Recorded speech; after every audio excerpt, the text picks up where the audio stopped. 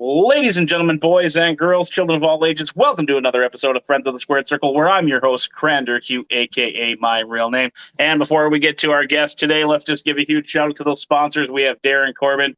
You can follow Darren on Facebook, Instagram, YouTube, Twitter, and TikTok. Yes, Darren Corbin is on TikTok. Another great way to support Darren Corbin is by checking out his Patreon at patreon.com/Darren Corbin there. Also, got to give a huge shout out to Superior Creations for all your custom tumbler needs there. As you can see, we got Eric Cannon and Darren Corbin. You can get a custom tumbler just like Joey and Sierra if you go to facebook.com/Superior Creations. And one final shout out to the boys at 13 Cards Subject to Change, where we got Zach, Leroy, and Jesse. Check out their podcast on Facebook, Instagram, Twitter, and all that below. And how are we doing today, sir? Doing lovely. Did you Perfect. say Darren Corbin? I am a huge Darren Corbin fan. Anything I talk about Darren Corbin, I just light up like a Christmas tree. So he came up with that name first. yes, yep. He came up with that name first. Because I remember the first time I ever saw Darren Corbin. Mm-hmm. It was like I saw him somewhere. I can't remember where. But I was like, Darren Corbin, come on, man. I worked with the Shindies for the longest time, and everyone had some random Shindy fucking rip-off name. Mm-hmm. And I first saw Darren Corbin. I was like, come on, bro. Like, come on, try. And then I found out that like he came up, like he's been using Darren Corbin for like what 13, 15 years now. Yep. Like Yep. something like that. And I was like, ooh, I'm the asshole. Okay. That's all right. He is the biggest heel in the Minneapolis area, as well as anywhere else he works. My favorite thing is when he's in Chicago. The fans are just ruthless when he comes out, flipping them off, yelling "F you, Corbin." So, huge Corbin fan here. Did you ever hear the backstory on when he met Barron? No, I didn't know that they met. Okay, so he was doing some extra work / tryout stuff for WWE, and he was trying to figure out how to end the match, and he did Baron's finisher, and everyone popped around the ring. Baron got a huge smile on his face, and I guess they're like texting buddies now, and have had lunch once or twice and stuff like that since that tryout. So that's cool. But if you join his Patreon, you can find out more about that story. That's a sweet little wholesome story. Yeah. So, and there is another wrestler out of the Minneapolis area, which is Aaron Corbin. So, it's yeah. One day they'll get a family photo, I hope. So, hopefully, I'd love that. I'd love that. So we'll jump into this little podcast here that I have.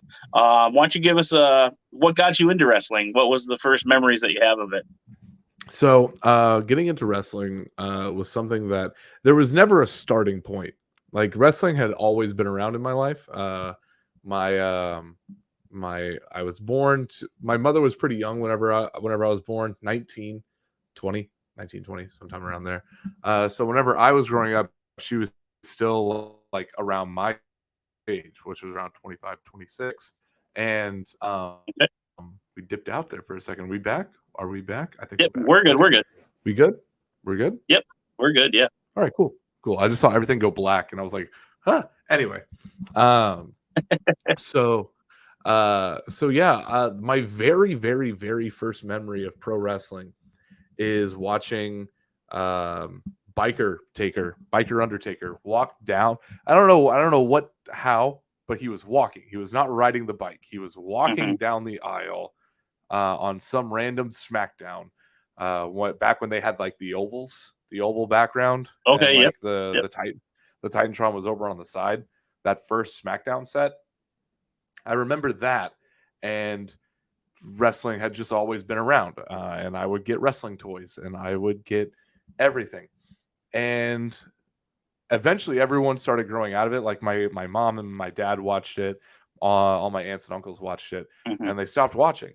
And I asked my grandma one year, and I was like, why'd they stop watching? And they're like, because they grew up. They weren't kids anymore. And I was like, oh, okay. That's what my problem is. yeah, probably mine too. But yeah, that was my thing, and I just never stopped. It was just always some sort of fandom, and then it evolved once I found Reddit, and I became the absolute worst person alive because I was the typical smarky Twitter Redditor wrestling fan that would watch every single WWE pay-per-view like this and just like saw that one coming. Oh my god, so predictable. Oh my god, I was the worst fucking person to be around. Also, can I swear on this? Yes, I'm at home, so I'm not at my employment, so you're good to Okay. go. Cool. I was nervous because I heard you say F Baron Corbin, and I was like, Oh yeah, I watch your try to mouth. tone it down. So yeah. I cuss like a sailor.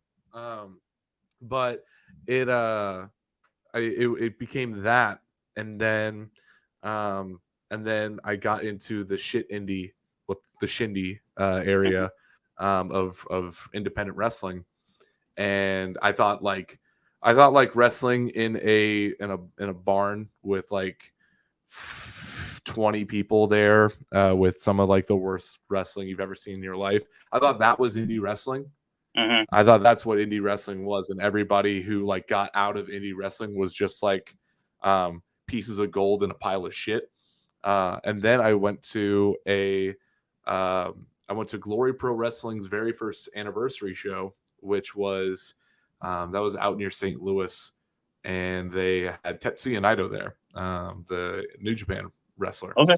And I was a huge Tetsuya Naito fan at the time. I still love Naito, but I was like deep into Naito. Like Naito was my favorite wrestler at the time. I was like, we gotta go. There's no way I'm ever gonna probably make it to Japan to see Tetsuya Naito wrestle. Mm-hmm. I need to go see Naito wrestle.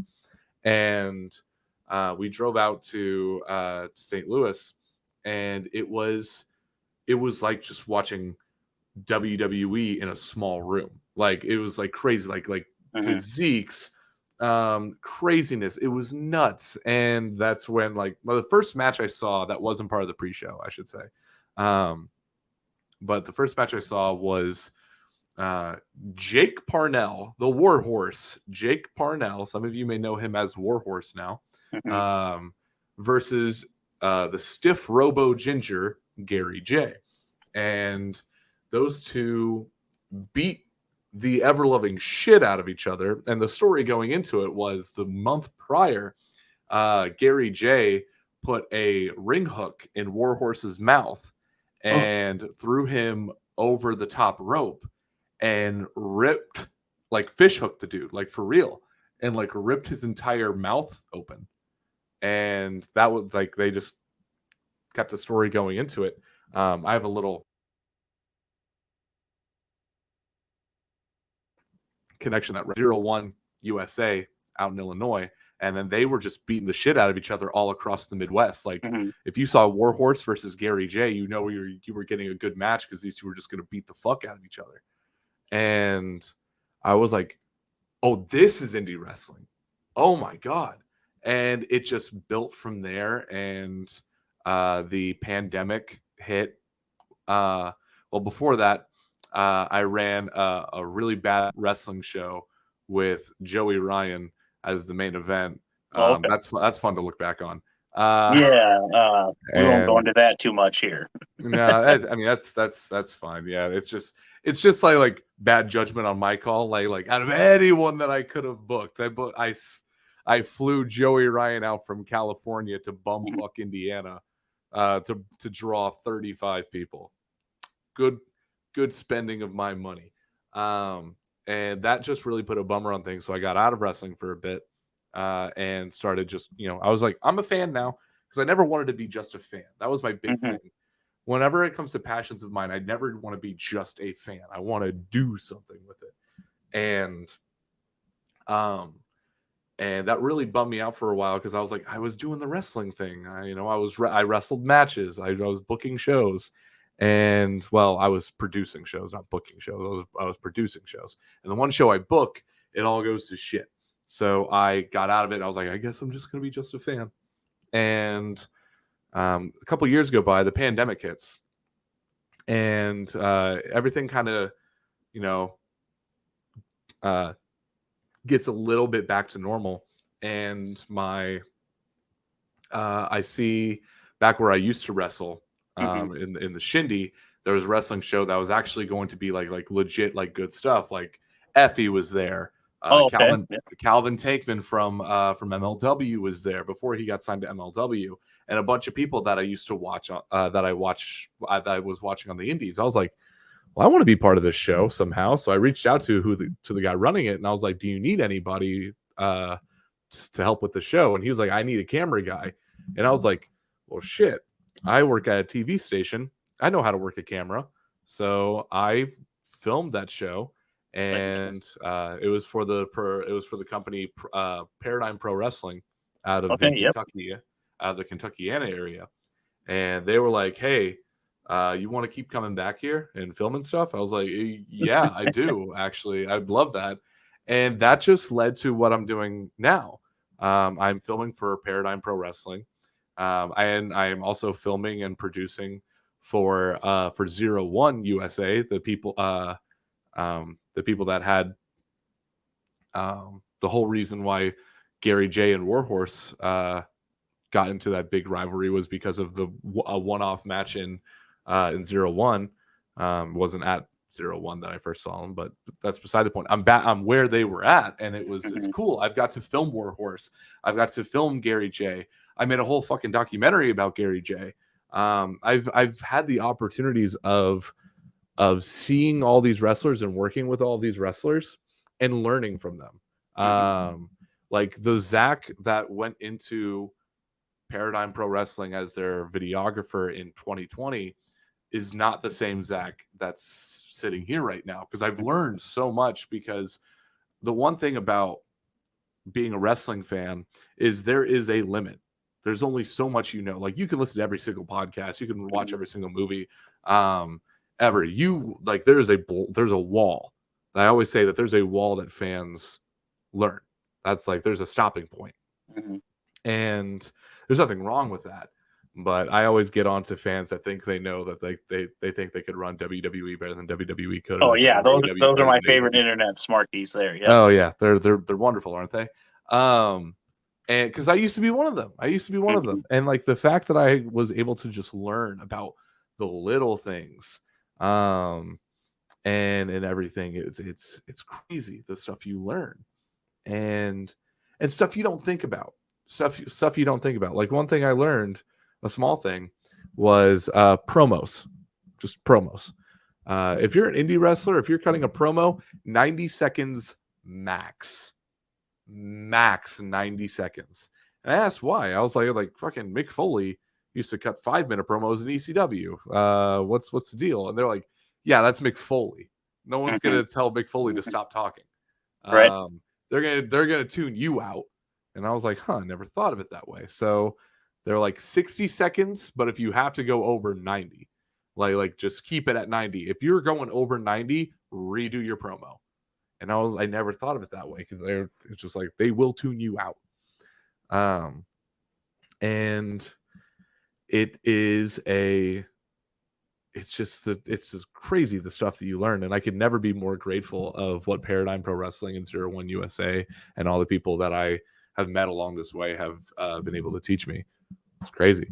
But that is what has delved my my love of pro wrestling throughout all of these years. It started with just watching it, and then my love for pro wrestling has completely changed over the years from my experiences. Yeah, and definitely I want to touch on a few things there, but we'll go back first. Was there anybody as you started watching it after you kind of noticed the Undertaker that really piqued your interest and kept you interested in the product to keep going? Any superstar? Stone Cold? Okay. Steve Austin. I something about Stone Cold and The Rock, just like maybe it's because Stone Cold kind of looked like my dad at the time. Oh yeah. Like my dad's like this big, bald, bearded motherfucker, and I was like, that looks like my dad. And I, as like a little kid, I would just go around being like, that's the bottom line, because Stone Cold said so. My mom signed me up. My mom signed me up for soccer, and whenever I was in kindergarten, and I scored a goal in the wrong goal, and I lost my shit, because I was like I scored a goal because that's the bottom line, because Stone Cold said so. And I was 4 or 5 when I'm doing this, It's just like Stone Cold like stood out to me. And then like once like that started dwindling down, I rented SmackDown versus Raw from my PlayStation 2 in the from like the local family video. And I don't know why, but John Cena was like the first one that I like latched onto. And that was, Okay. and like even in the game, he was still rapper Cena. Hmm. And I was like, well, that guy's kind of cool. And I didn't even think about it. And then suddenly he's on Raw. And I'm like, oh, that's the guy. And I just fell in love with him. And that just stuck with me. And that's been like my guy. Even when Punk was my guy and Ambrose or Moxley was my guy, Cena was always like in the back, like, I'm your Hmm. guy. I'm your guy. And Cena's been my number one since then. I always love when we can touch base on like renting the old video games or renting the VHS tapes. And back to what you said about Stone Cold kind of looking like your dad. When I was little too, I used to tell people like Arn Anderson was my dad because it's reflecting of my last name. He looks like my dad, and I actually got a chance to meet him down in Tampa during the pandemic WrestleMania, and was telling him that story, and he just kind of laughed. I was kind of embarrassed to tell him, so I was telling Lex Luger, and he's like, "You get over there and you tell him that story." So, yeah, I got his book signed, and I was just like kind of nervous, only because I had to tell him that story. So It's I'm sure my always buddy Randy will, rip me apart in the comment section. Speaking of Randy, I forgot to do this in the intro. Sorry to do this, but we got to show off Randy and his stupid little title belt that he made for getting the most boo, views. But boo, Randy. yeah, boo Randy. So anytime we talk about Amy here on the podcast, Randy, take a shot. There you go, Randy. We're starting off hot. So Um, it's always nervous meeting wrestlers. mhm. It's always nerve wracking meeting wrestlers. Um, and whenever I went to, and I've always had like just funny stories meeting wrestlers. I've like started with my TikTok where like where like stories where I've met wrestlers, Mhm. and I've told some of these stories before. And with this series that I'm doing, I tried to like leave out like meet and greets, because as much like while I do like consider like, oh, I've met Raven, I've met Sandman, I've met Mhm. Sabu, I don't consider that actually meeting them. Like I do, but I don't. Um, but the one thing that like I did a meet and greet with Tetsuya Naito, and it was me, my girlfriend, and my girlfriend's brother. And I don't know why I just instinctively did this, but we all like got in line for a picture with Tetsuya Naito, and my brain subconsciously was like, "You're gonna stand next to Tetsuya Naito. You're gonna be the one standing next to him," and it just all kind of flowed to where I would be on the end, where I wouldn't be I would be literally the farthest away from Tetsuya Naito, Mhm. and my brain just shoved my girlfriend's brother out of the way. and, Guilty of and that too. I'm and guilty of that too. and I ended up knocking him into Tetsuya Naito. Oh boy. And it was just like, it was awkward because he was just like, I'm just here to take pictures and sign. I don't know what I'm doing. And the picture's really funny because I'm over here like, yeah, I'm standing next to you, Tetsuya Naito. And my girlfriend's brother just has the most pissed off look on his face, just doing the Destino pose, and he just looks fucking furious. And he like didn't talk like the rest of the show. And I'm like, I'm sorry. He was like, that was really embarrassing. And I was like, I'm sorry, I didn't know. And he was like, I'm trying to enjoy my time. Let's. And I was like, I'm sorry. Yeah, I've done that with The Undertaker with my nephew. I kind of slid my nephew to the side, as well as when I'm a huge Smallville fan as well. Hmm. When we met the actress that played Lana, or not Lana, excuse me. Why am I drawing a blank on her name? I Lois? watch it all the time. Lois, thank you. I literally was told my niece, I'm like, I'm sorry, but you haven't really watched this show yet. I need to be right here. And she just stares at me, and I'm like, sorry, kid. You'll understand later. So I consider myself a casual comic book fan. Mhm. Casual, as I'm as casual as they can be.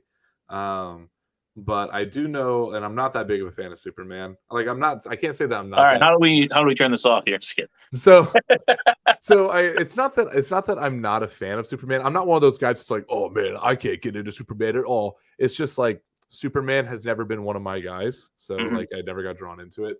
Like I think the only Superman comic I have two. I have the Death of Superman, which is very good, And I have Emperor Joker, and I couldn't get into Emperor Joker at all.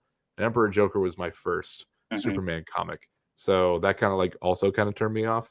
But I do know there's Lois Lane.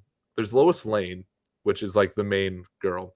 But isn't there like a Lana Lang or Lana something? Lang. Yep. Okay. Okay. All right. I was like I'm not crazy, right? Like there's like two like love interests in Superman that like Yep. have the exact same name. Yeah, that's where I probably got a little tongue tied, or I've watched it so many times that it's just kind of like stuck in my brain.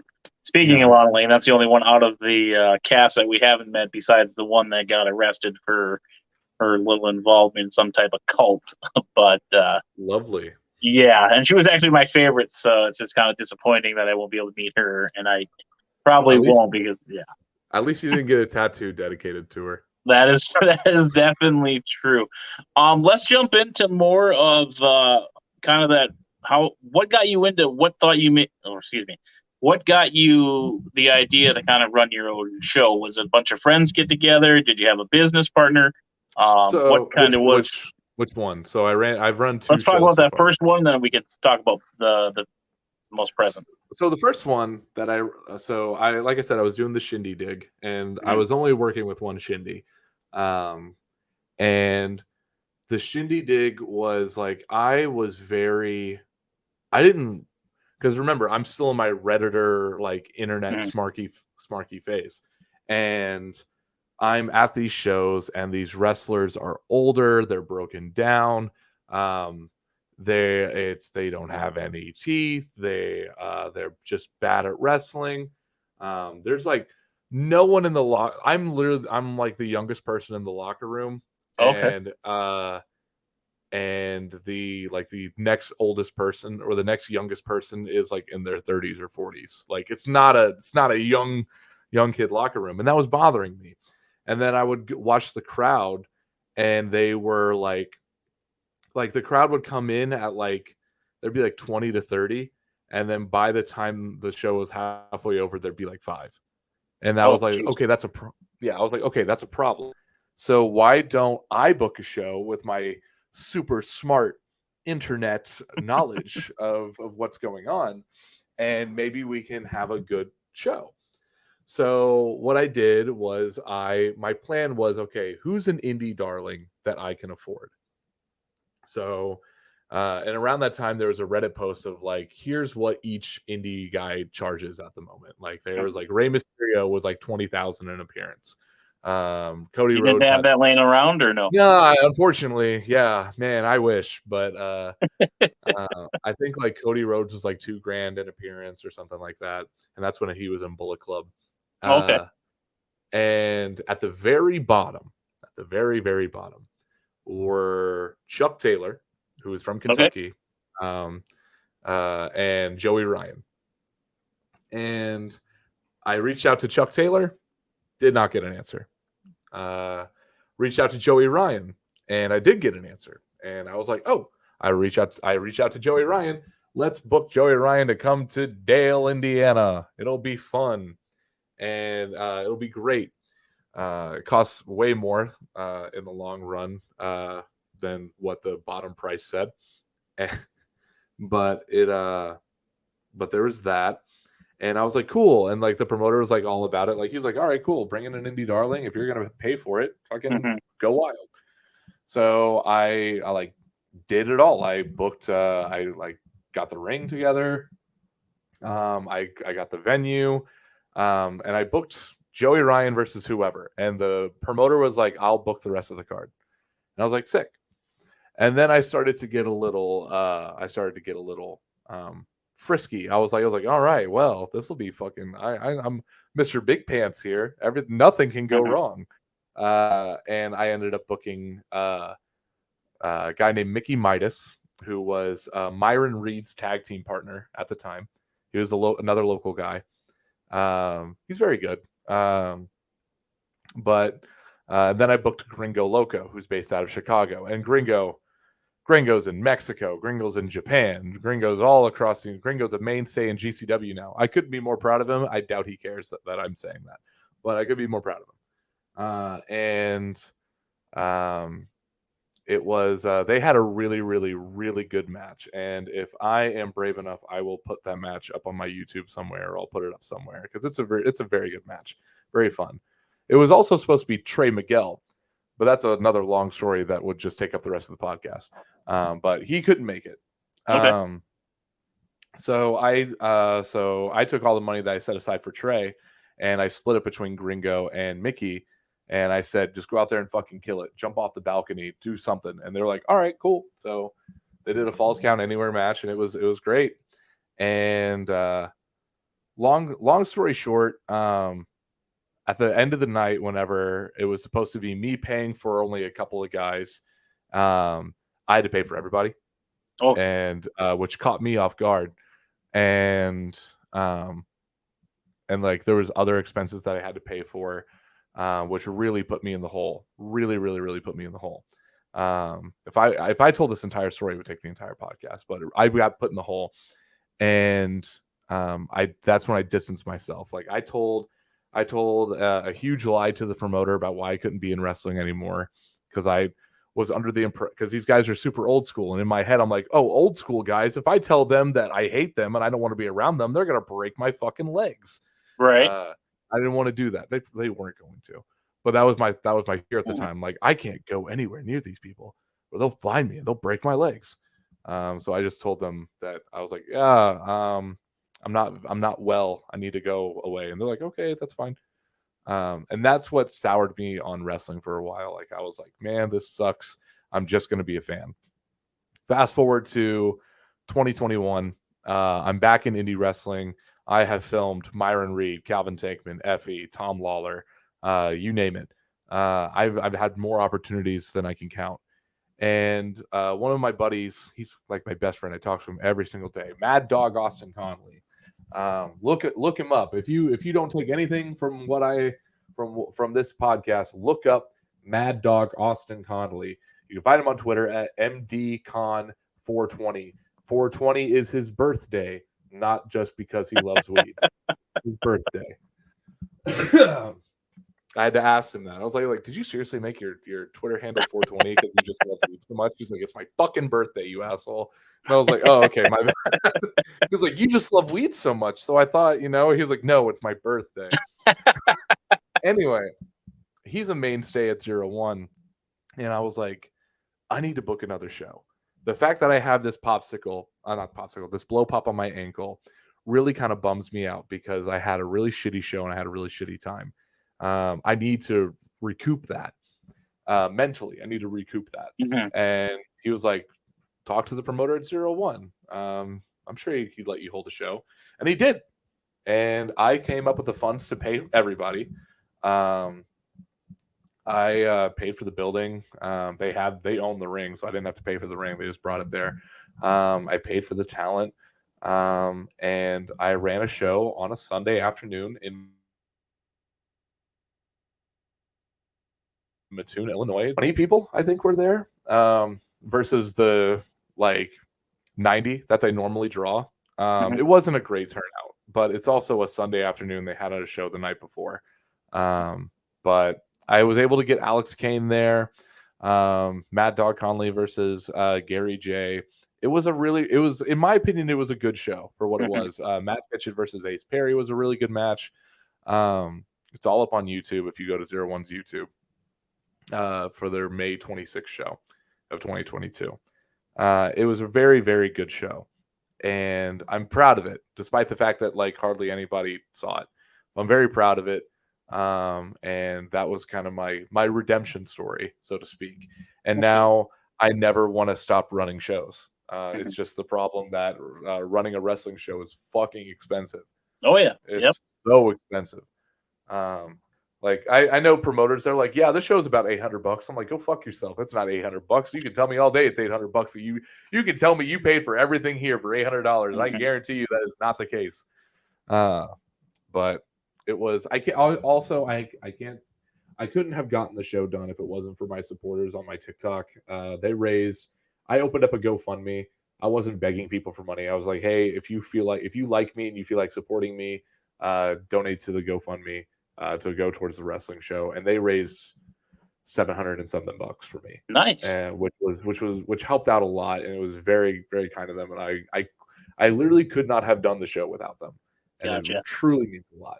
And that's kind of like, I think, when I first discovered you. I mean, not like on this, agent Mm. or anything. Yeah, I know what you mean. Was right when I think you had that show coming out. And it's social media with anything is just can be good, can be bad, and that's actually one of the good sides of it.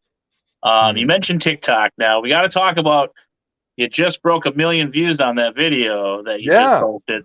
my first million. So congratulations on that. So hopefully we get a little love from you from that. Yeah. Maybe we'll get 200 followers on my TikTok. So I'll promote it. But perfect. it was TikTok was weird. It's weird Mhm. how I got into TikTok because I Yep. literally just posted an inside joke on my original account, Mhm. and I didn't think anything of it. It was literally me getting into my car. That's it. There was no funny joke. I just got in my car to Blink 182 playing. The whole joke was I got in my car to Blink 182's first date, and I cut it off whenever Tom goes in my car, and I just cut it there. Like that was the joke. And I just turned off my phone. I didn't have notifications on, and my cousin texted me. It was like, "Bro, you're like on my For You page." I was like, "I don't know what that means." And I like looked at my video, and it had like 9,000 views. And I was like, "Holy shit, 9,000! That's so many views." Mhm. It's not, but it's like, oh, it's so many views. And next thing I know, it was at like 660,000. Oh Um, jeez. yeah, so that was crazy. And I tried riding that wave for a bit. It didn't work out too well. And then I saw Smithception. He's not on TikTok anymore. He's living a happier life off of TikTok. More power to him.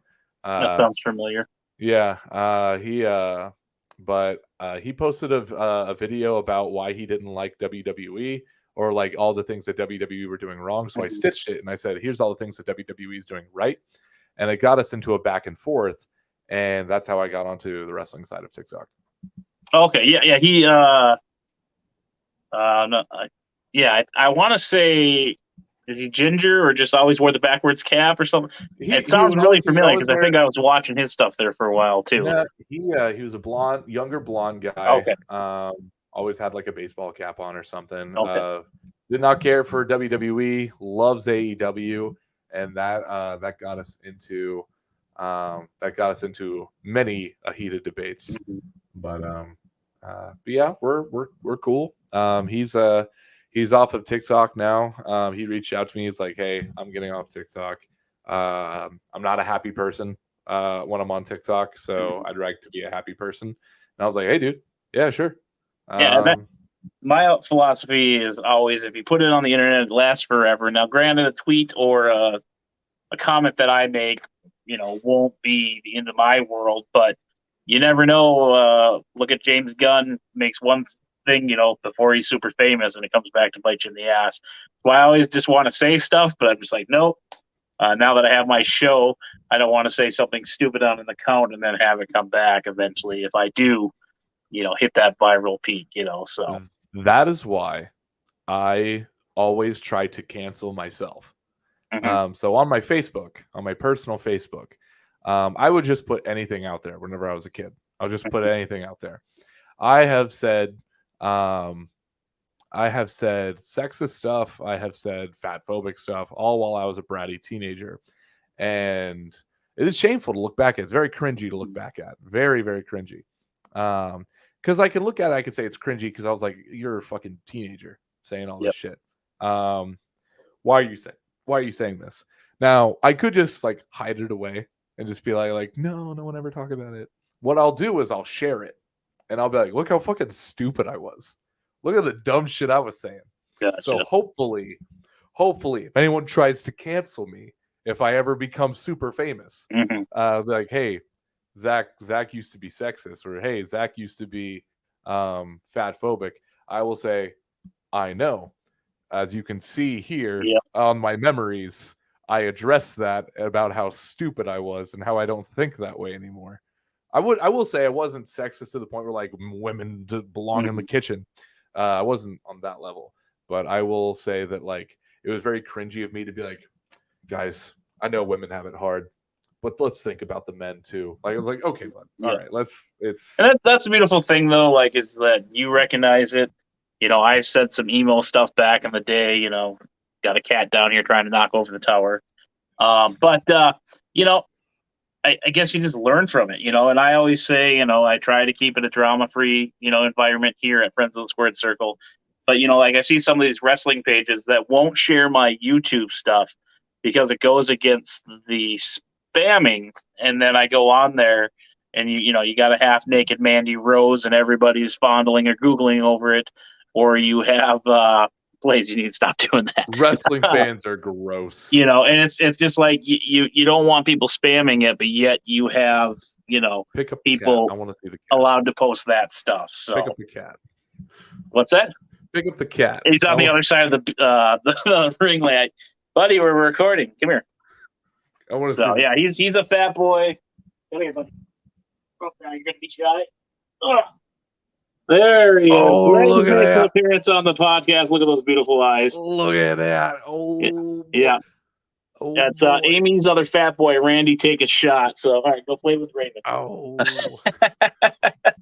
So like that, he made an appearance. So now I got cat hair everywhere. So no, that's all right. I got 2 pugs, so like my entire house is just hair. Yeah. But before we do get you out of here, I want to kind of touch base on, those smart marks as well.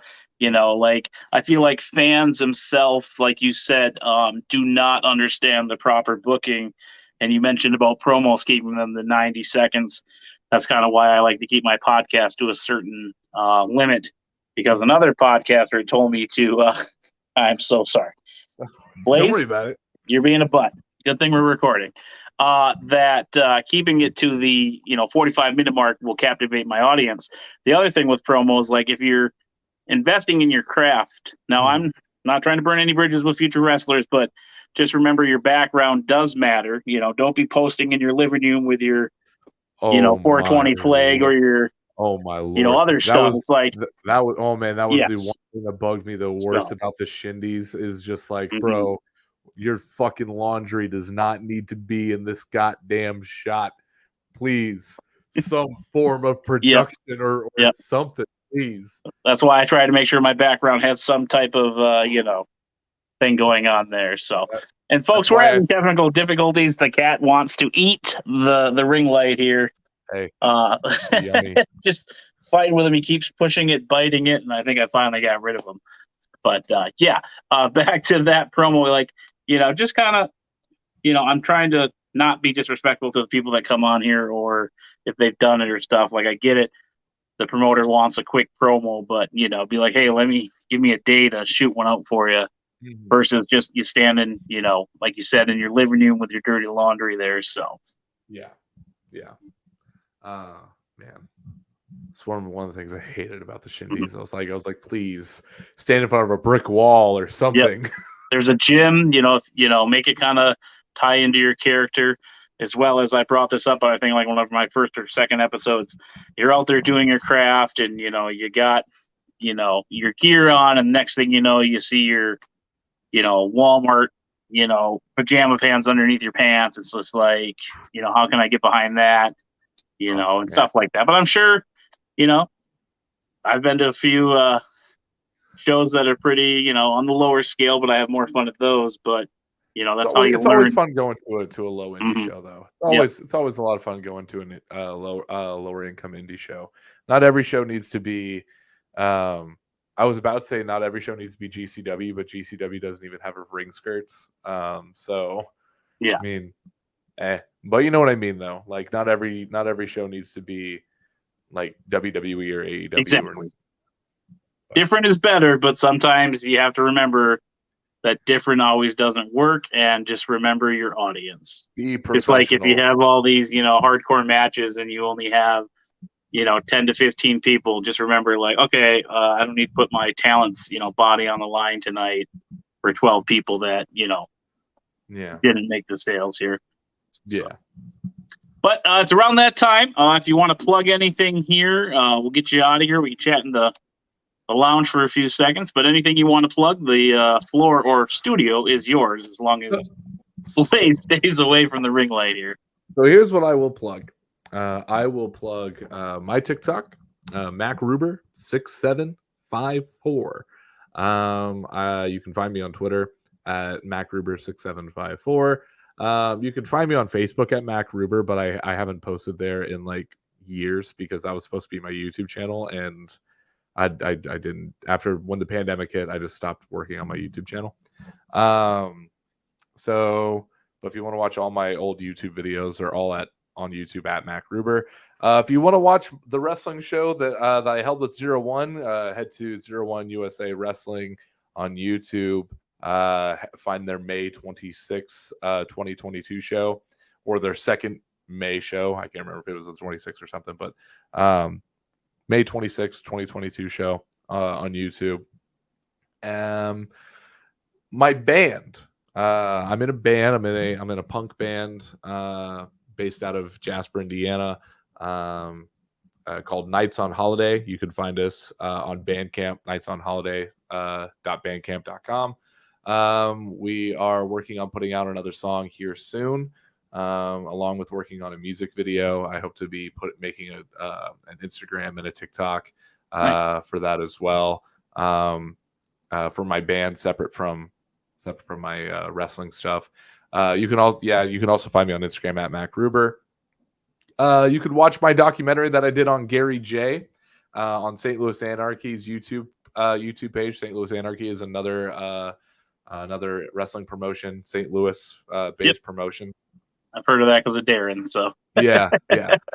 St. Louis Anarchy is great. They always have amazing shows. Check out any of their shows from this past year. But check out Gary J. Professional Wrestling Saved My Life, a film by me. Check that out. Am I trying to think of anything else? We'll definitely get those links from him and post those in the comment section on our Facebook page, as well as other areas that we have. Twitter and Facebook is where we're really at right now. So and YouTube, of course. So I'll go to the Facebook and Twitter, and I'll just link everything. And just be perfect, hey. Perfect. So now that I creeped on you and found you on Facebook, you just happened to pop up on the page because now it's connected to the Instagram. So I'm getting more of the people that I follow on there. So lovely. So, but hey, I cannot appreciate you enough for coming on. We get you on here for another episode, talk some more. Hopefully less interruptions by Blaze.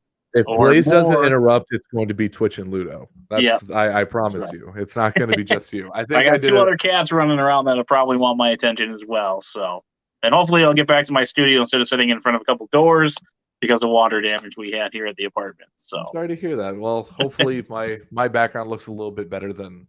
It's like we're twinsies, two doors. I got one there and I got one over here. So hey. Look at that. So, all right, we'll get you out of here. I'll plug my sponsors and we'll chat in the lounge there.